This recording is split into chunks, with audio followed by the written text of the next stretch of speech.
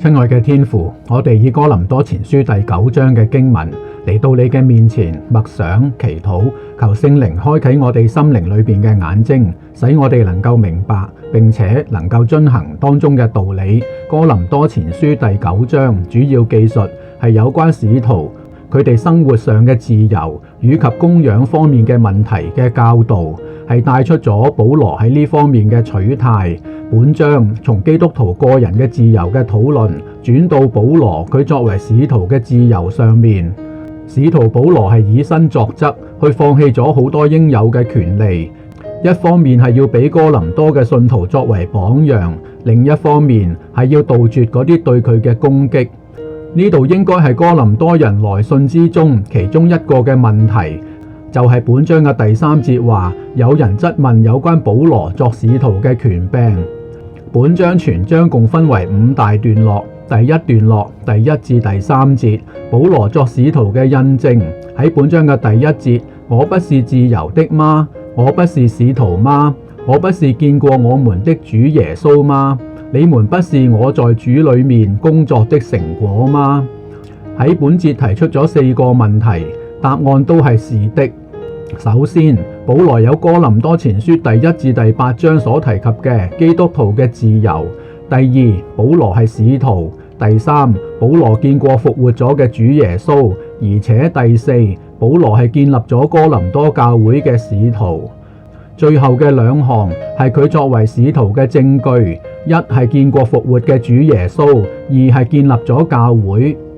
喺使徒行傳1章21至22節嗰度反映，係需要見過主耶穌嘅人先至能夠作使徒嘅。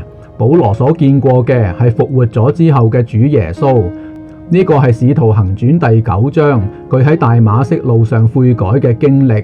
然後喺使徒行傳第18章，保羅喺哥林多係建立咗哥林多教會，係證實咗佢使徒嘅身份。本章嘅第2節，假若對別人來說我不是使徒，對你們來說我總是使徒，因為你們在主裏正是我作使徒的印證。意思就係，假如保羅唔係使徒，哥林多人佢哋亦都唔能夠成為得救嘅人。本章嘅第3節，對那些質問我的人，這就是我的答辯。意思就係，哥林多嘅人都係因為保羅而得救。咁樣哥林多教會裏邊有邊個有資格去質問保羅嘅身份呢？本章嘅第2段落第4至到第14節，保羅教導作使徒可以享用嘅權柄。喺本章嘅第4節，難道我們沒有權利靠着傳福音吃喝嗎？第5節，難道我們沒有權利帶着信主的妻子一起出入，如同其餘的使徒和主的兄弟們？主的兄弟們包括雅各書嘅作者雅各，同埋猶大書嘅作者猶大，和基法即係彼得一樣嗎？呢度嘅說話係表明咗3點。第一，其他嘅使徒中好多都係已婚者，保羅卻並不是。第二，其他使徒們佢哋巡迴報道嘅時候，佢哋嘅夫人都會與佢哋同行。並且第三，教會係有責任去供養使徒同埋佢哋嘅家屬。保羅佢卻係連自己所需要用嘅都並冇接受。呢個係保羅同埋佢嘅同工，包括巴拿巴喺哥林多一向嘅做法。本章嘅第6節，只有我和巴拿巴沒有權利不做工嗎？意思係佢同巴拿巴都係自己做工供養自己嘅。呢度帶出咗一個好有趣嘅細節，我哋仍然記得喺第一次宣教旅程之後，第2次宣教旅程開始之前，喺使徒行傳15章，保羅同埋帶着馬可嘅巴拿巴係分咗手。而哥林多教會係保羅喺第2次宣教旅程中建立嘅，巴拿巴應該係並冇同行。但係喺呢度嘅經文卻係提及巴拿巴喺佢哋嘅當中係有做工供養自己嘅記錄，顯示後來巴拿巴佢係有到哥林多教會去牧養嘅。雖然聖經係並冇詳細嘅記載，但係保羅與佢應該係已經言歸於好。而且到咗保羅晚年嘅時候，佢亦都係十分欣賞馬可嘅。喺提摩太後書4章11節，只有路加在我這裏，你來的時候把馬可帶來，因為他在服事上於我有益。由此可見，佢哋亦都應該係已經言歸於好。保羅繼續解釋有關佢作為使徒應該有被供養嘅權柄。喺本章嘅第7節，有誰當兵而自備糧餉呢？有誰栽葡萄園而不吃園裏的果子呢？有誰牧養牛羊而不喝牛羊的奶呢？喺本節，保羅係以軍人、農夫同埋牧羊人，佢哋全部都喺佢哋嘅職業中係維持生計，並且取用當中所有嘅，係去證明同埋解釋神嘅僕人從教會得到維持生計嘅保障係應當嘅。然後保羅又引用聖經喺本章嘅第9節，就如摩西的律法喺申命記25章4節記着，牛在踩谷的時候不可籠住它的嘴，難道神所掛念的是牛嗎？保羅繼續講本章嘅11節，我們既然把屬靈的種子撒在你們中間，若從你們收取養生之物，這還算大事。大事即係過分的要求嗎？然後本章嘅13節，你們豈不知在聖殿供職的人吃聖殿中的食物嗎？呢個係喺利未記7章28至36節，同埋民數記18章8至20節有講嘅。第13節繼續講，在祭壇侍候的人分享祭壇上的供物嗎？然後本章嘅14節，主也是這樣命令，要傳福音的人靠着福音養生。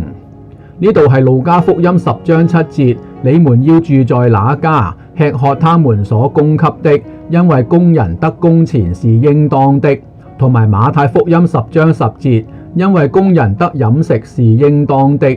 保羅咁樣詳盡完整咁解釋呢一點，是否佢要從哥林多教會得到供養呢？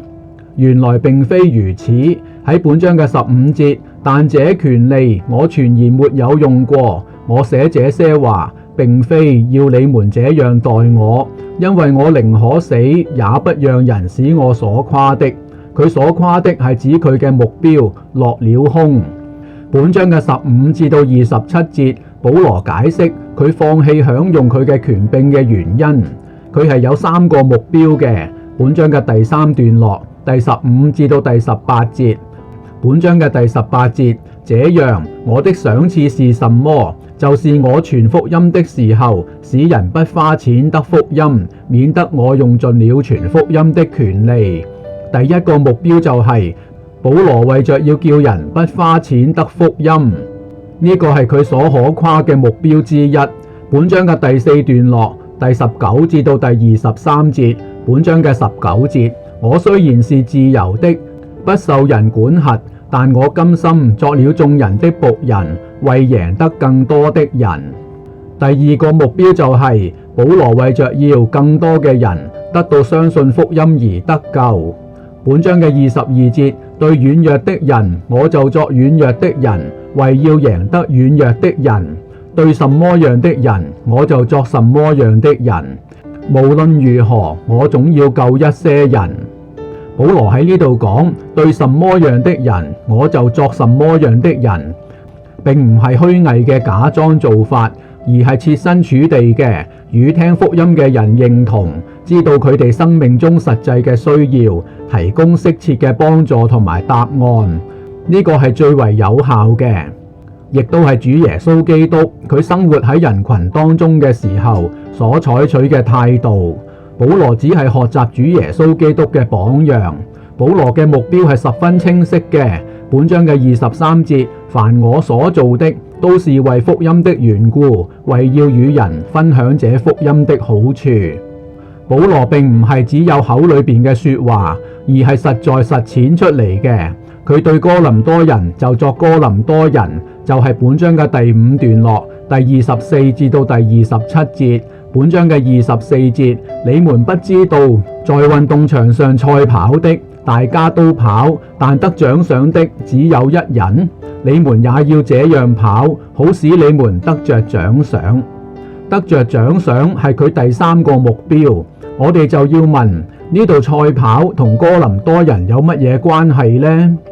原來古時哥林多係一個半島嘅地殼，喺呢個地殼之上，每2年舉行一次地殼運動會。佢嘅重要性喺希臘係僅次於奧林匹克運動會。參加賽會嘅人係必須要有自由人嘅身份，並且需要先通過預賽取得參賽嘅資格。喺正式賽會中得勝嘅就能夠得到樹枝編織嘅桂冠作為獎賞。喺呢度，保羅對於哥林多人自己就作為哥林多人，以佢哋關注嘅事情作為例子去解釋。喺本章嘅25節，凡參加競賽的，在各方面都要有節制，以及本章嘅26節，所以我奔跑不像無目標的，並且本章嘅27節，我克制己身，使他完全順服，免得我傳福音給別人，自己反而被淘汰了。就正如哥林多地殼運動會都係一個淘汰賽，保羅為着要得獎賞，並且佢鼓勵哥林多人，運動會嘅獎賞只有一個人得到，但係傳福音嘅獎賞卻係人人都可得。佢哋只要按照保羅嘅榜樣，同樣能夠得到獎賞嘅。本章聖經，保羅係非常詳盡咁表達咗佢作使徒嘅身份同埋權柄。佢不但係要去駁斥嗰啲質疑佢身份嘅哥林多人，而且係要去解釋自己一直係並冇使用佢應有嘅權柄，從中得到任何利益，而反而佢係集中咗喺佢要實踐嘅3個目標，就係要使到更多嘅人不用花錢得着福音嘅好處，自己也能夠得到獎賞。佢其實係要自己以身作則嘅，證明佢之前所教導嘅係佢實在實行緊出嚟嘅。哥林多前書第7章之中，保羅多番嘅強調哥林多人佢哋唔好跟從禁欲主義，喺婚姻嘅問題上，無論結婚也好，守獨身也好，保羅嘅意見就係哥林多前書7章35節，我說這話是為你們的益處，不是要限制你們，而是要你們做合宜的事，得以不分心地對主忠誠。咁樣保羅去教導哥林多人，係咪只係得個講字呢？要哥林多人去做合宜嘅事，得以不分心地對主忠誠，甚至鼓勵佢哋守獨身，係咪佢自己都係做緊呢？